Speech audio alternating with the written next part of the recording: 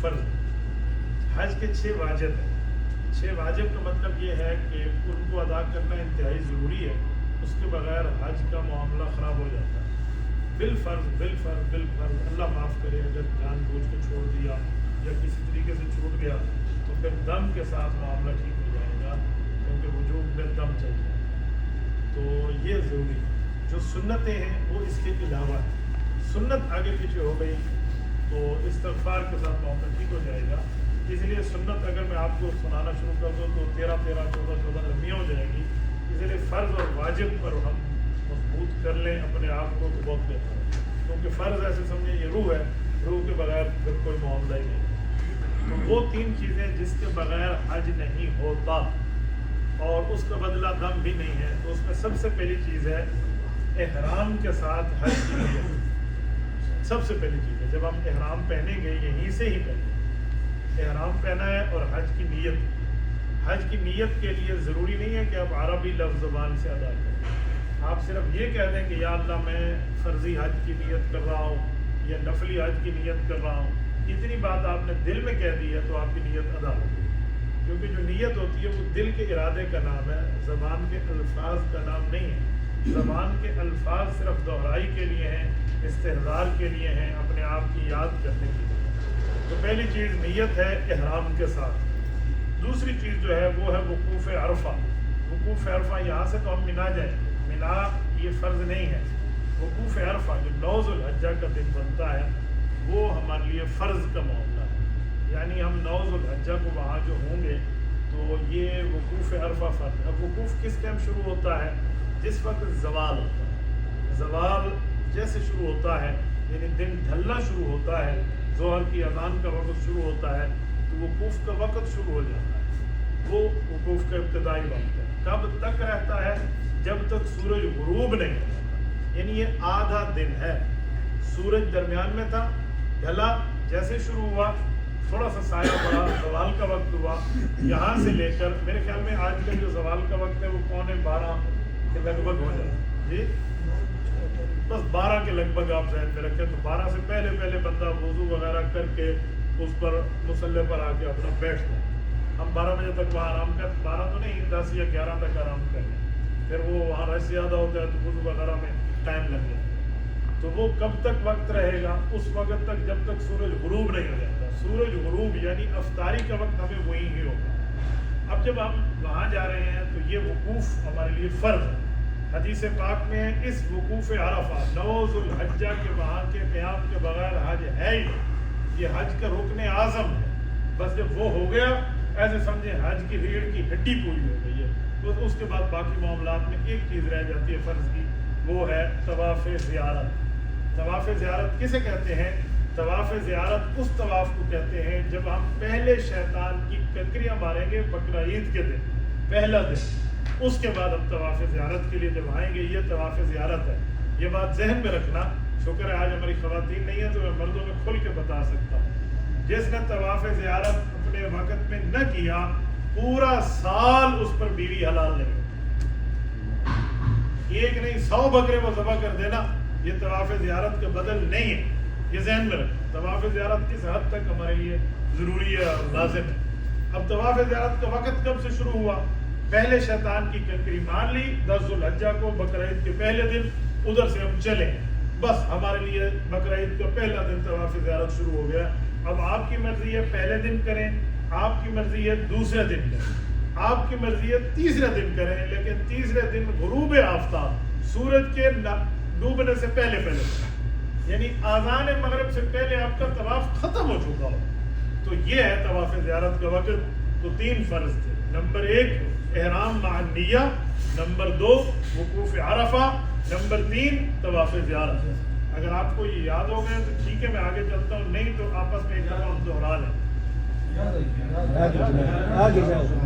ہمارے استاد مولانا فرید صاحب پچھلے سال تو کہتے تھے آپ کھڑے ہو کے سنائیں. اب میری عمر تو اتنی نہیں ہے کہ میں آپ کو کہوں کہ آپ سنائیں, لیکن ایک دفعہ اگر آپ زبان سے دوہرا لیں تو بہتر ہے. کتنے فرض ہیں؟ پہلا احرام. رائٹ, بہت اچھا آپ نے کہا. نیت کا اظہار کیسے ہوگا؟ تلبیہ کے ساتھ. بہت اچھا لقمہ انہوں نے دیا ہے. تو تلبیہ کم از کم ایک دفعہ تو کہیں گے نا. لبیک اللہم لبیک لبیک لا شریک لک لبیک ان الحمد والنعمت لک والملک لا شریک لک. ٹھیک ہے, یہ اس کا اظہار ہے. تو یہ پہلا ہو گیا. دوسرا کیا تھا؟ کون سی تاریخ کا ہے؟ 9 ذوالحجہ کا. یاد رکھیں ہم 7 کو جا رہے ہیں, 8 کا دن چھوڑ کے 9. اوکے, وہ 9 ذوالحجہ وہ کس وقت شروع ہوتا ہے؟ کب تک رہتا ہے؟ غروب آفتاب. یہ ذہن میں رکھنا, غروب آفتاب ہمیں وہی ہونا چاہیے. وہاں دعا جو معذور ہے وہ بیٹھ کے کر سکتے ہیں, یہ بندہ تھک جائے تو بیٹھ کے کرے. اصل دعا کھڑے ہو گئے. رسول اللہ صلی اللہ علیہ وسلم کی سنت ہے نا, وہ کھڑے ہو گیا. تو وہاں 2 قسم کی ہم دعائیں کریں گے. ایک تو اجتماعی دعا بھی کریں, لیکن انفرادی دعا کا وقت بھی نکالیں. انفرادی دعا کا معنی اکیلے. نبی علیہ الصلوۃ والسلام کسی درخت کے سائے میں, تو اس زمانے میں نہیں تھا, کوئی ٹیلے کے سائے میں جا کے ٹھہر جائیں یا کسی جگہ جا کے ٹھہر جائیں یا خیمے میں ہی بیٹھیں. تو انفرادی دعا کا وقت بھی نکالیں. جتنی دعائیں مطلب مانگ سکتے ہیں مانگے. شیطان نے اس دن سر میں ریت ڈال کے رونا ہے. ٹھیک ہے. تیسرا ہمارا فرض کیا تھا؟ طواف زیارت. اب یہ طواف زیارت فرض ہے, ذہن میں رکھنا. اس کی صحیح فرض نہیں ہے, صحیح واجب ہے. طواف جو ہے وہ فرض ہے. صحیح واجب کا مطلب یہ ہے کہ کسی بندے نے اگر صحیح نہیں کی تھی تو وہ چوتھے, پانچویں, چھٹے دن بھی جا کے صحیح کر سکتا ہے. لیکن طواف کا وقت وہی 3 دن ہے. ٹھیک ہے. اور 3 دن کب تک؟ میں بڑی آسان لفظوں میں کہوں, جب تک قربانی ہو سکتی ہے. قربانی تیسرے دن تک ہم کر سکتے ہیں نا.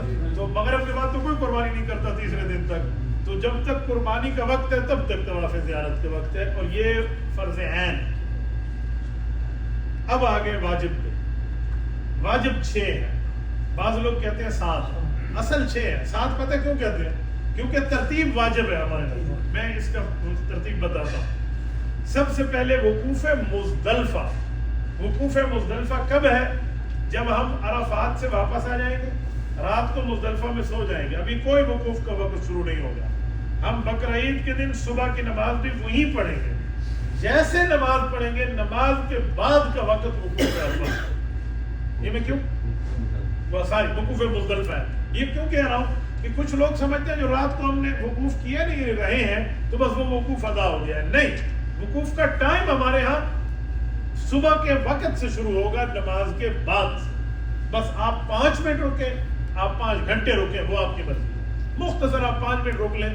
میرے خیال میں سورت یاسین پڑھنے جتنا اگر وقت میں مل جائے نا, بس وہ بندہ وہاں قرآن پاک کھول کے یا موبائل سے سورت یاسین پڑھ لے, 5 منٹ گزر جاتے ہیں. تو اس کے بعد آپ چل پڑے, بس وقوف مزدلفہ ہو گیا.